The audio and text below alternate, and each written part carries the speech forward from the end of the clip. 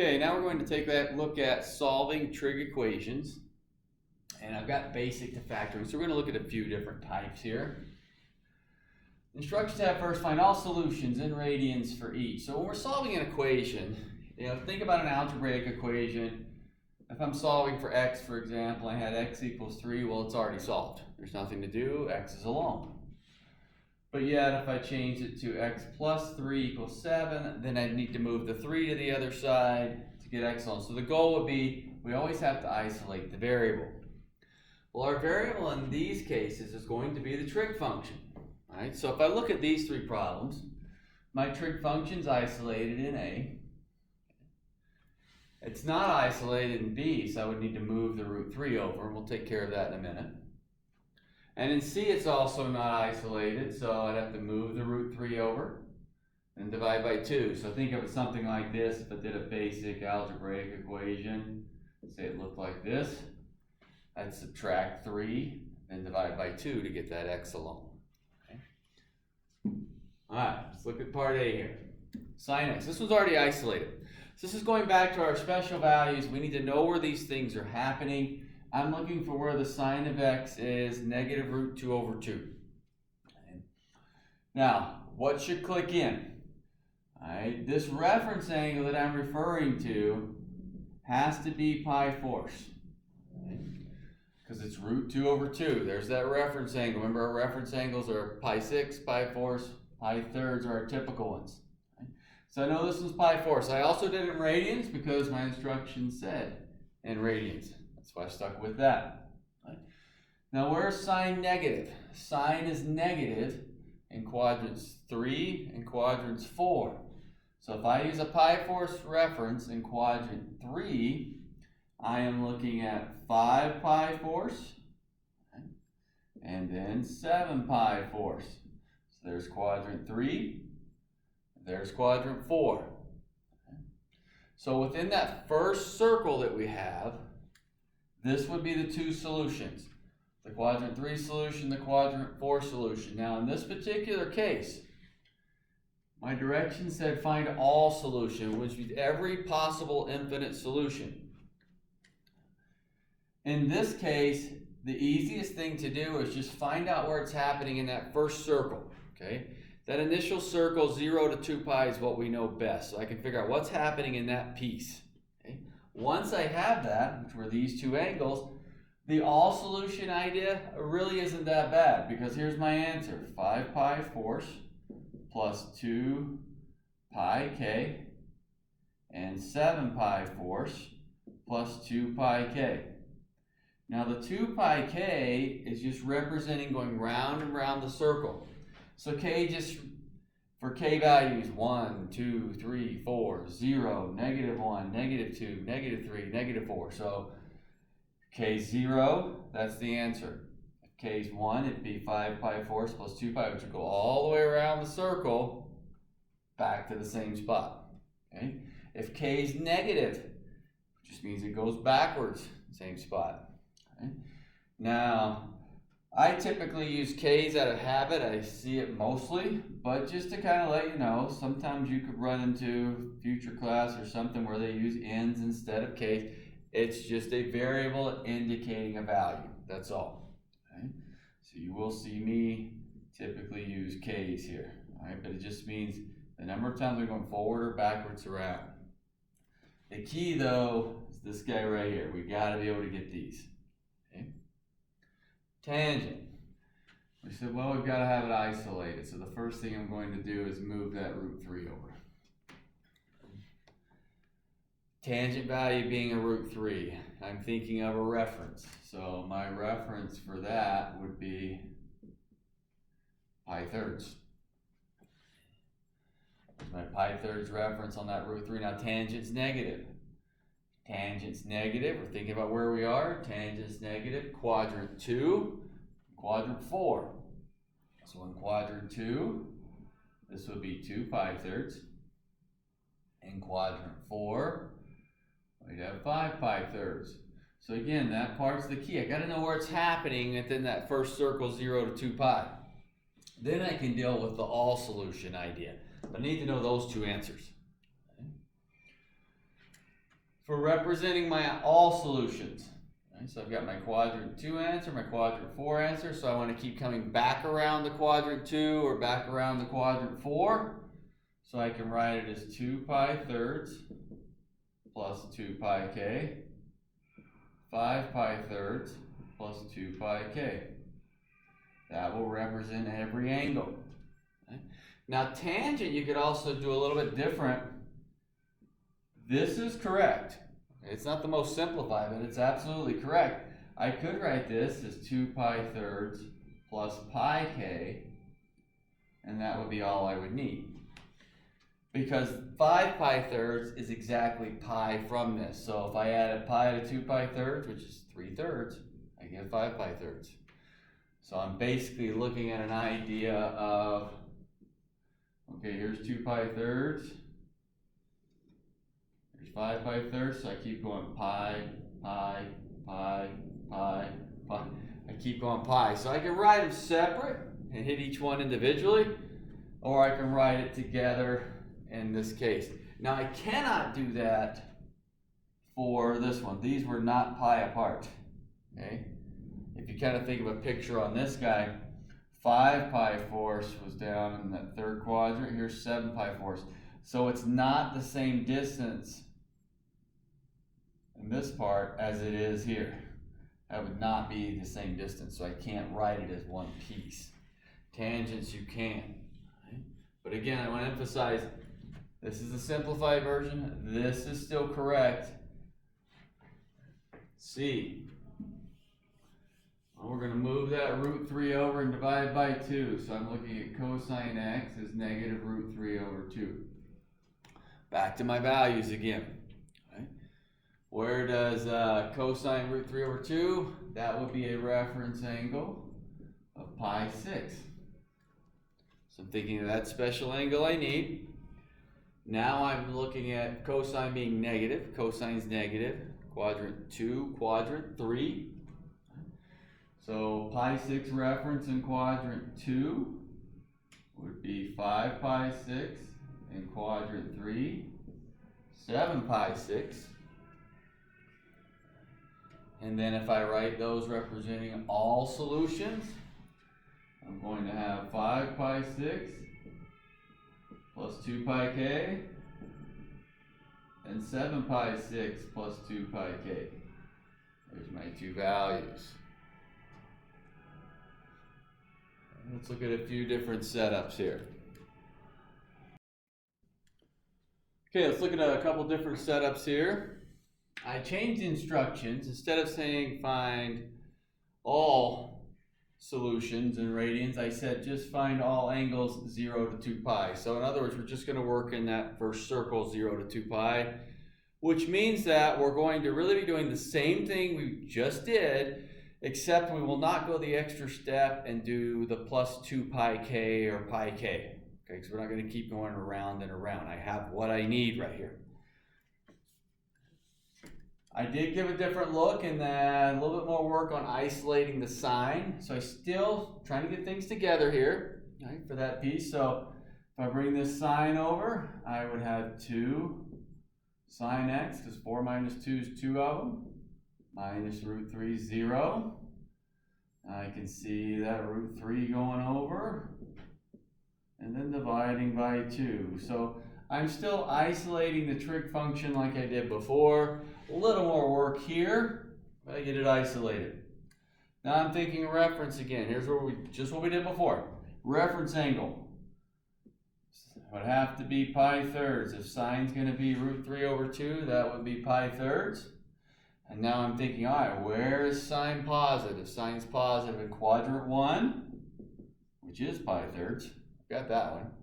And quadrant 2, so a reference angle in quadrant 2 would be 2 pi thirds. And then that's where I stopped because I was only asked for the answers in 0 to 2 pi. Part B here. Well, let's get my signs together. I can go root 2 equals negative 2 sine x if I subtract this one over. So then root 2 over 2 negative would just be sine x if I divide both sides by the negative 2.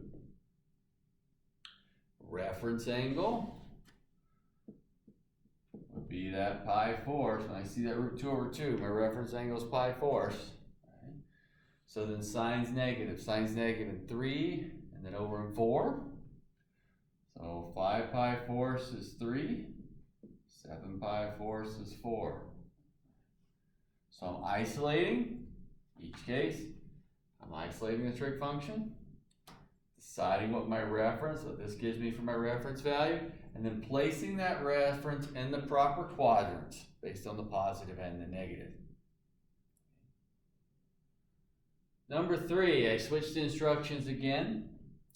This time I said instead of radians, we're now in degrees, 0 to 360 degrees. That's fine.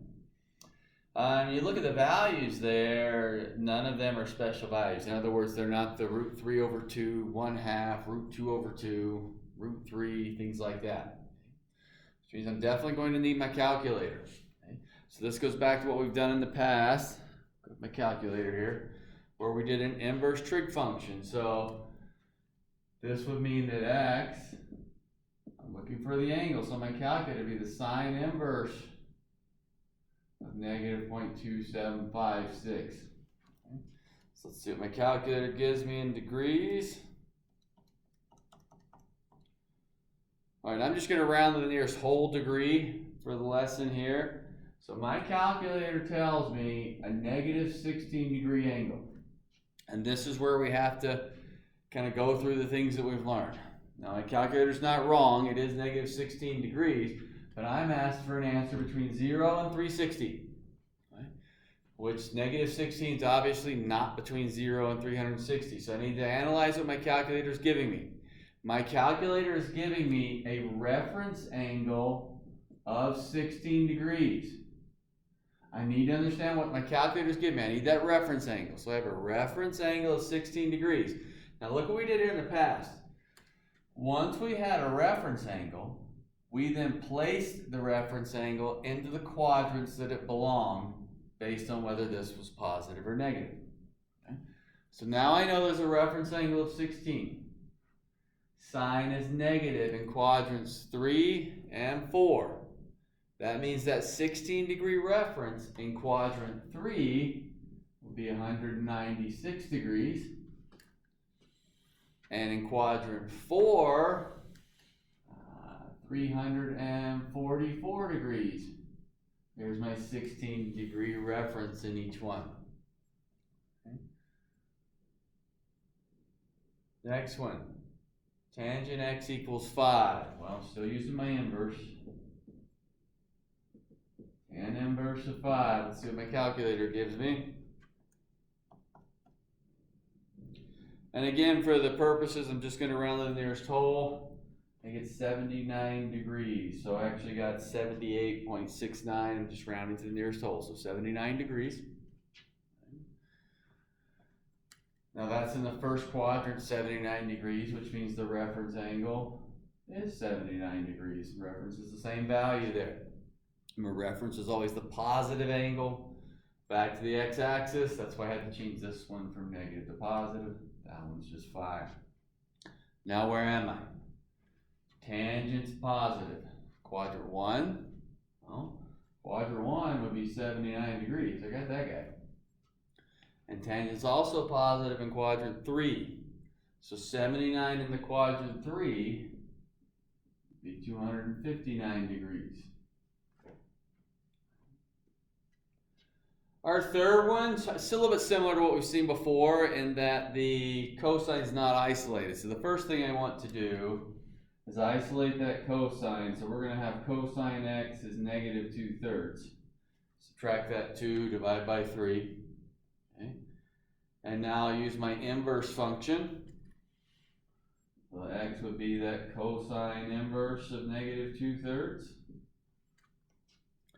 Calculator will help me here. And again, I'm going to go to the nearest whole. My calculator tells me 132 degrees. I actually got 131.8. Okay. So I'll just go to the nearest whole, 132. Now remember, reference angles are acute, so that would leave me a reference angle of 48 degrees. because that would get me to the 180 mark. Now where am I? Cosine's negative. Cosine negative, quadrant 2, quadrant 3. 132 is quadrant 2, so I have one of them. But I still needed that 48 reference because I've got to move 48 degrees into quadrant 3, which would give me 228 degrees. There's my quadrant 3 answer, but I'm still using that reference value. It's a little bit different look there with that calculator. So calculator, it's giving me what I need. I need to decide what the reference is from there. Sometimes the reference is just given. And sometimes I have to do some subtraction to figure out the reference. But once I have the reference, then I can place it into the proper quadrant. That's the idea. Let's get a different type up here. Okay, we're back to using radians again. I've got solve in 0 to 2 pi, so that tells me I want my answers in radians. And then I look, I've got definitely some different ones here. In each one of these, I can see there's a quadratic. Square, square, square. Okay. Now, one of the ways that we solve quadratics in algebra, let me get an old one up here. You don't need to write this down. Let's say we had x squared plus 7x plus 12. Well, we would factor. X plus 3, x plus 4 is 0. Factored out. Then we set each piece equal to 0 to solve. So it would give me x is negative 3 and x is negative 4. My two values. Right, so I would look to get that factoring going, and then I can set the two pieces equal to 0. Now what we're going to look at, we'll factor. One of the things that you did back in the algebra, if it didn't factor, you had complete the square, quadratic formula, other situations. So let's look at number 1 here, or well, part A. These two are the same function.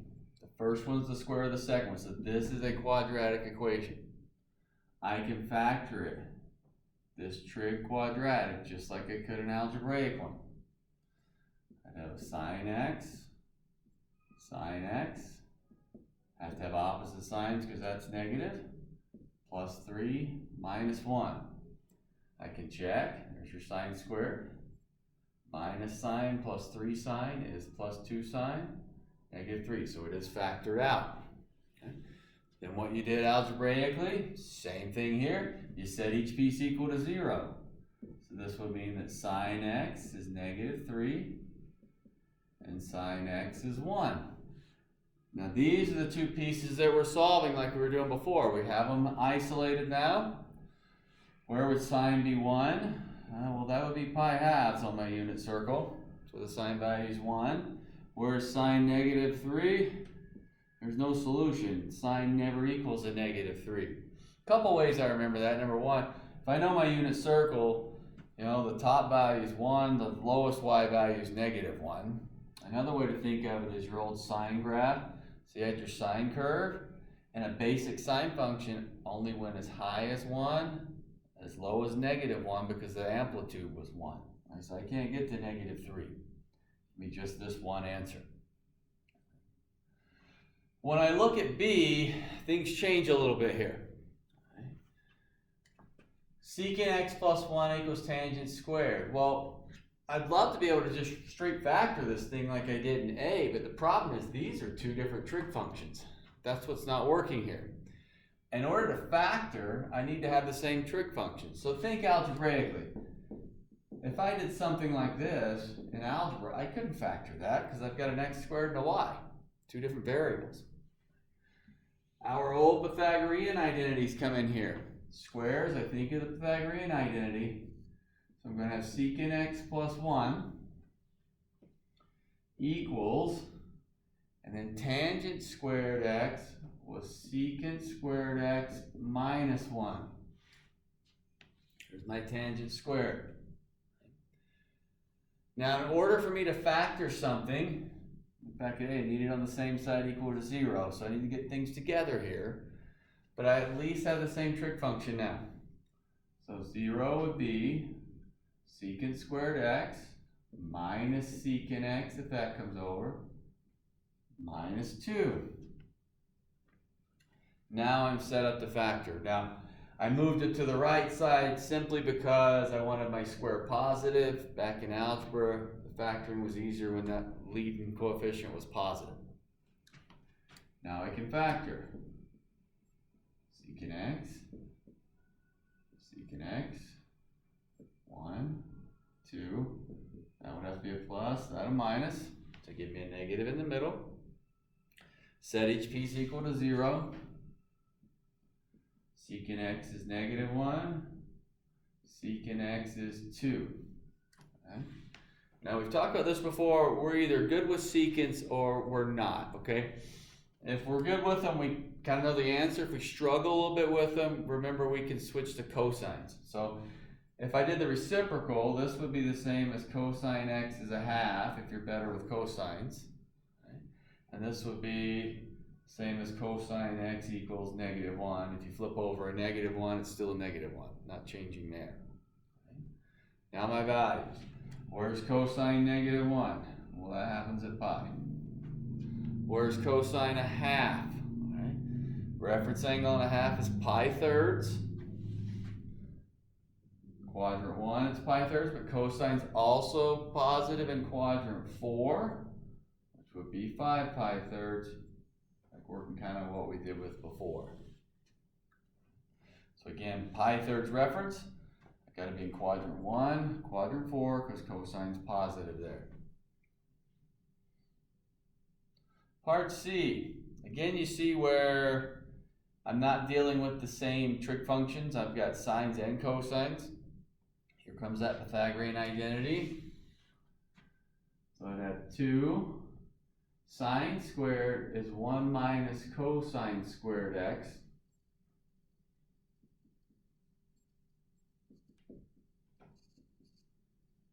When I substitute that in, sine squared is 1 minus cosine squared. So now we would need to distribute the 2.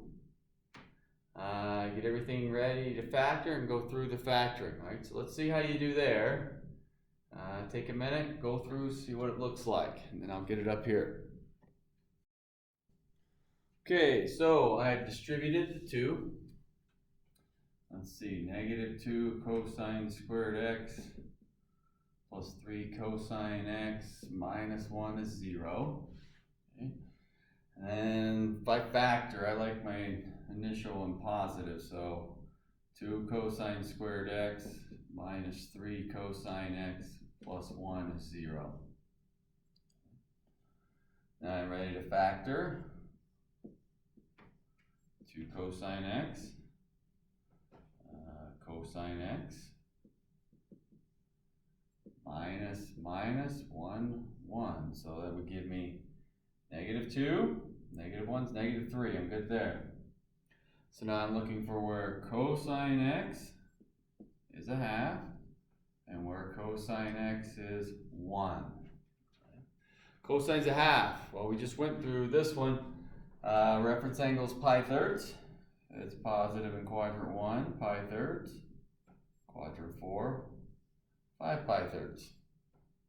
Cosine's 1 at 0. Cosine's 1 at 0.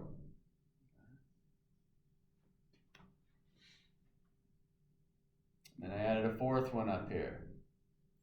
D there. Secant x, cosecant x equals 2 cosecant x. This one's not going to involve like the factoring with the 2 parentheses we've seen or we saw a lot of in algebra.